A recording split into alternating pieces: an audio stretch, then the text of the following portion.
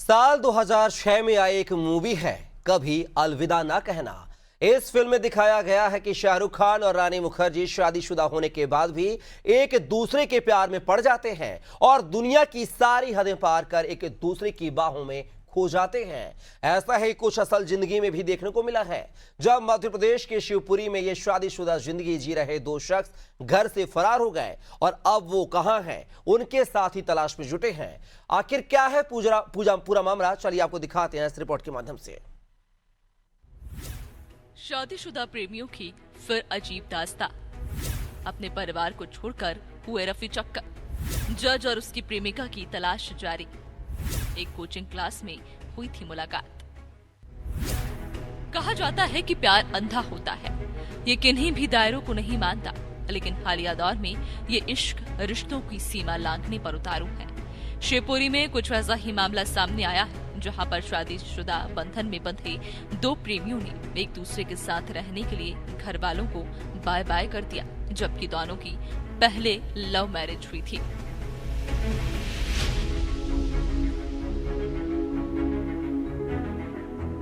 दरअसल गंगा शाक्य का प्रेम विवाह 2011 में दीपू शाक्य के साथ हुआ था, जो कि सिविल जज की तैयारी कर रहा था।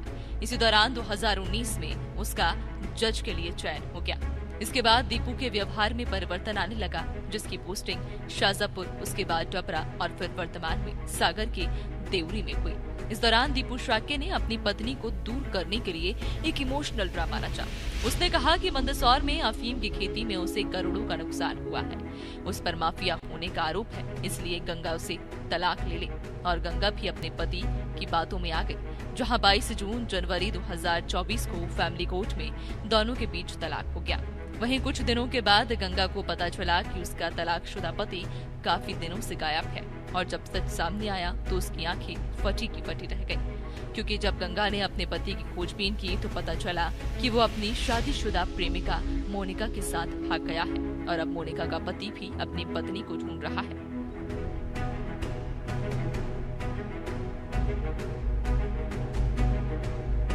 इस कहानी में खास बात यह है कि मोनिका का भी अपने पति आशीष पाल के साथ प्रेम विवाह हुआ था।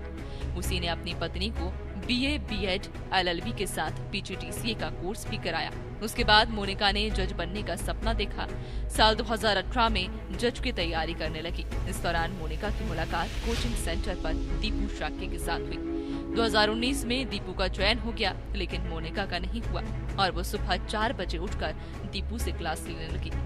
मोनिका के पति ने इसका विरोध किया तो उसने कहा कि दीपू को उसी वक्त समय मिल पाता है। हालांकि पढ़ाई का सिलसिला यूं ही चलता रहा और 1 साल से निजी कंपनी में काम करने वाले आशीष पाल को 16 अप्रैल को पता चला कि उसकी पत्नी अपने बच्चों के साथ कहीं चली गई है, जिसकी शिकायत उसने थाने में दर्ज कराई। हालांकि बात और ही थी, जिसे दीपू की पत्नी गंगा और मोनिका के पति आशीष ने प्रेस कॉन्फ्रेंस कर सुनाई। सर, मेरे पति ने मेरे से धोखाधड़ी से तलाक लिया है।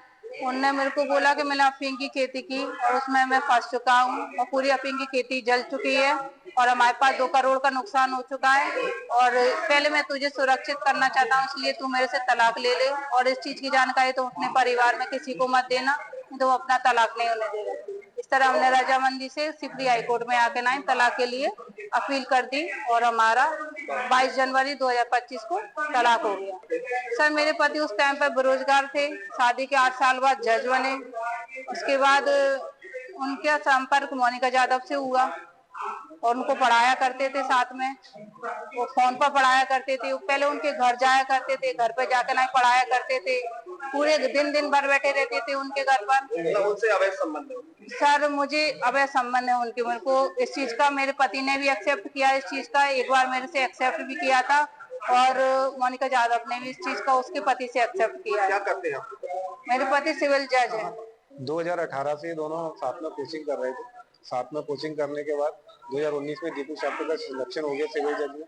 सिविल जज में सिलेक्शन होने के बाद उसकी पोस्टिंग हो गई शाहजहांपुर, और मेरी पत्नी बोला कि मैं इंदौर में जाके अपनी कोचिंग करूंगी, आगे की पढ़ाई करूंगी। मैंने उसको इंदौर भेज दिया। इंदौर भेजने के बाद फिर मेरे पास इनके फर्जी आधार कार्ड आए, जिसमें उसकी पत्नी का आधार कार्ड था, सिविल जज की दीपू की पत्नी का आधार कार्ड था और फोटो मेरी वाइफ का चिपका हुआ था। तो जब ये चीज मेरे संज्ञान में आई तो मैंने उसको तुरंत बोला, मैं कि तुम वापस आओ। और जब मैंने उससे बात करी तो उसने वो सारी चीज स्वीकार कर ली कि हाँ मेरे उससे संबंध है, और वो शाहजहाँपुर आती है, 2-2 3-3 दिन रुकती है शाहजहाँपुर में उसके रूम पे। मैं माननीय न्यायालय, उच्च न्यायालय, सुप्रीम कोर्ट तक मैं इसके लिए जाऊंगा, और पुलिस अधीक्षक से भी मैं ये उम्मीद कर रहा हूँ कि वो भी मेरा सहयोग करेंगे और इनको ढूंढने में मेरी मदद करेंगे। ये मामला अब थाने पहुंच चुका है, जिसमें पुलिस का कहना है कि गुमशुदा की रिपोर्ट दर्ज कराई गई है। तथ्यों के आधार पर कार्रवाई की जाएगी। नहीं, उसकी शिकायत तो कि आग वो यहाँ लिख के दी गई है कि अपनी मर्जी से जा रही है और बच्चे साथ में लेके गई हैं, गुमशान कायम हो गया है। जो भी तथ्य आएंगे तो कार्रवाई की जाएगी। रिश्ते सालों के ही नहीं, जन्मों के बंधन कहे जाते थे। हालिया दौर में आखिर क्या ऐसा हो गया कि कुछ ही पलों में रिश्ते दरकने लगे हैं। जबकि शिवपुरी के मामले में तो बेहद ही चौंकाने वाली बात है कि दीपू और मोनिका ने अपनी पसंद से जीवन साथी चुना था, फिर भी अब वो अपने पसंदीदा साथी को छोड़कर एक दूसरे के साथ लापता है। इसलिए एक सवाल मन को कचोटती है कि आखिर कैसा ये इश्क है। शिवपुरी से संवाददाता रशीद खान की रिपोर्ट।